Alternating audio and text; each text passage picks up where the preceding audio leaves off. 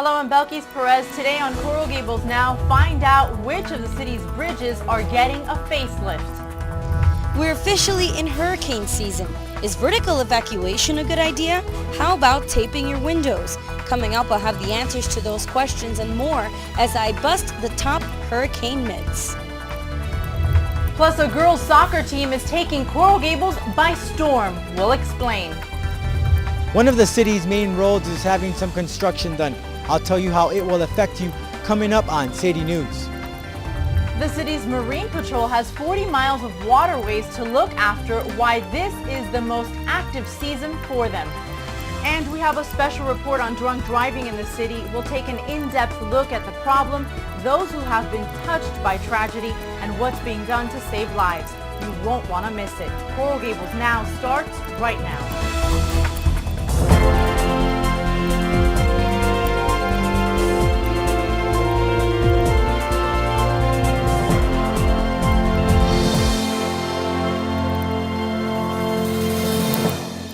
Welcome to the award-winning Coral Gables Now. I'm Belkis Perez. The city is home to some beautiful waterways, and framing these picturesque scenes is the city's bridges, which right now need a little work. But don't worry, we've got our first guest here who has a solution. Resident Peter Hairston joins us now to talk about a project that is very near and dear to his heart. Thank you so much, Peter, for being here. It's a pleasure, Belkis. So tell me about, we've got these beautiful waterways. They're full of life, yet we've got these bridges that are not up to par right now. Tell me about that aspect. Well, they're well-maintained and safe, but they could look better. Exactly. And so we propose that they be aesthetically enhanced through a series of lime paints and patinas to make them look like naturally weathered, classic Mediterranean-style bridges.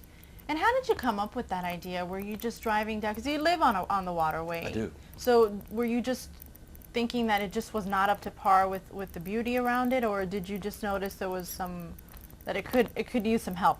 Well, both.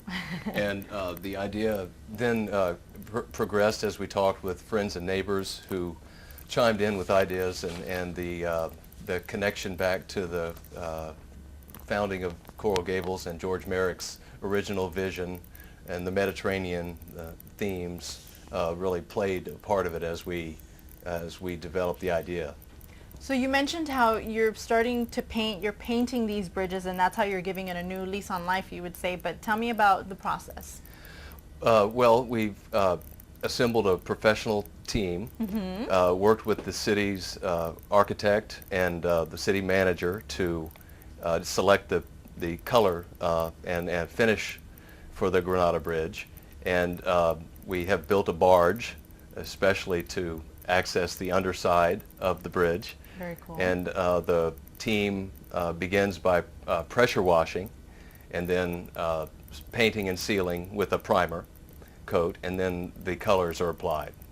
Now tell me a little bit about this, because you're really not just painting a bridge. You're really applying a lot of layers to give it this aged look, which is what you'll find at Venetian Pool, what you'll find at the DeSoto Fountain. So tell me about how it's really blending all of the architectural styles that George Merrick, our founder, wanted.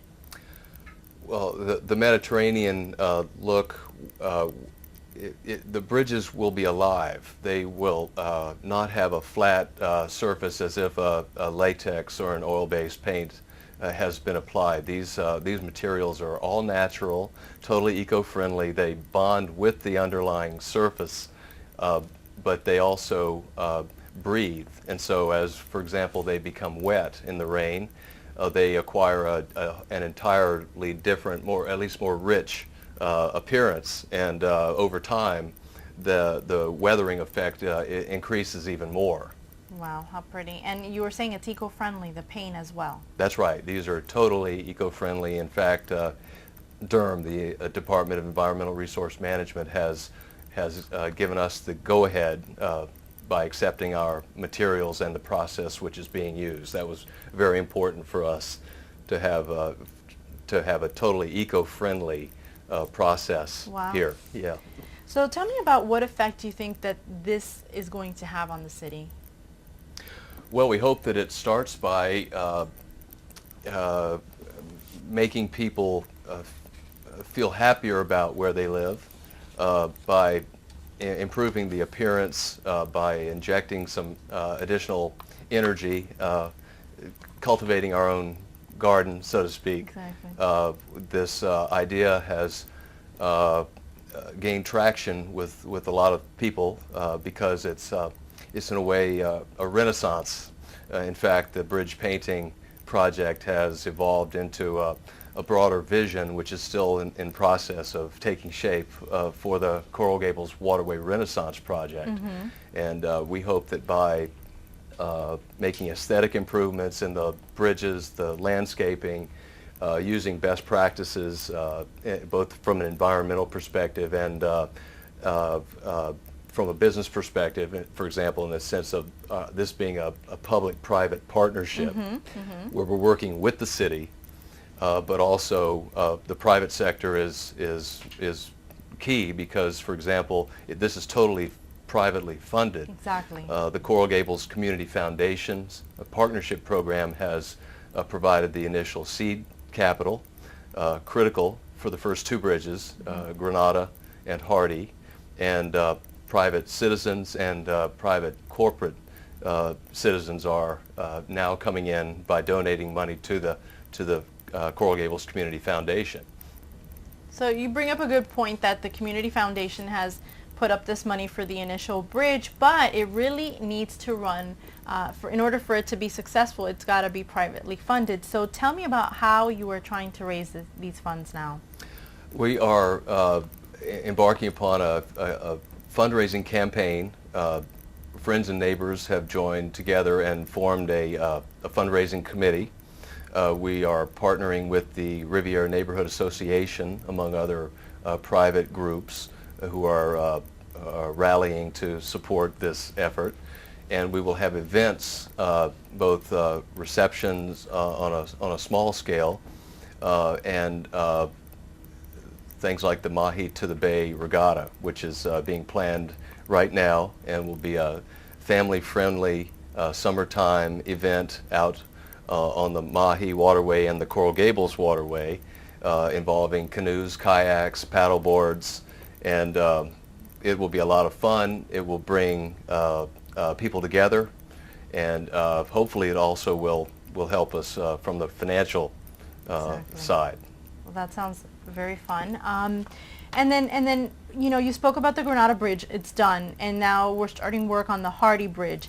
Any other bridges, or is the goal just to continue through?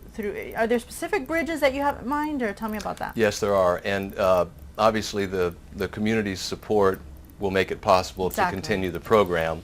The people in our area east of US 1 have really initiated this project, and so those bridges are being done first. Granada, Hardy, then Maynada, and Coco Plum Lejeune. That phase is something that we would hope to complete within the next 2 months, and then move to the other side of US 1, to the Bird Blue Road area. Okay. Well, thank you so much, and we really wish you luck. This is a great project, and really it's not just for boaters.